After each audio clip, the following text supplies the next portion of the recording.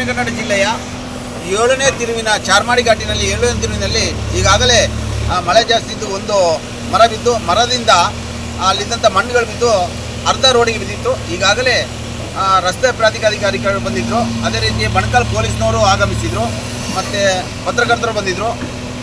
ಮೂಡಿಗೆರೆಯ ಸರ್ಕಲ್ನ 112 ಗಾಡಿ ಬಂದಿದೆ, ಮಂಗಳೂರು ವಿಭಾಗದ ಪೊಲೀಸ್ ಗಾಡಿಗಳು ಸಹ ಬಂದಿತ್ತು. ಈಗಾಗಲೇ ತೆರವು ಕಾರ್ಯಕ್ರಮ ಮುಂದುವರಿತಾ ಇದೆ. ಈಗಾಗಲೇ ಸಮಯ 12 ಗಂಟೆ, 12ರಿಂದ 1 ಗಂಟೆವರೆಗೆ ಈಗಾಗಲೇ ಚಾರ್ಮಾಡಿ ಘಾಟಿ ತೆರವುಗೊಟ್ಟು ಸುಗಮ ಸಂಚಾರಕ್ಕೆ ಅನುಕೂಲ ಮಾಡಿಕೊಟ್ಟಿದ್ದಾರೆ. ಎಲ್ಲ ಸಿಬ್ಬಂದಿ ವರ್ಗದವರಿಗೂ ಧನ್ಯವಾದಗಳು ಹೇಳಿಸ್ತಾ ಇದ್ದೀನಿ.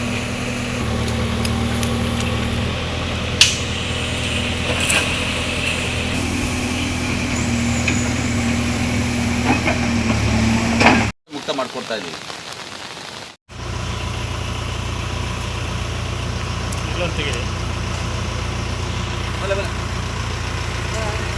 ಬನ್ನಿ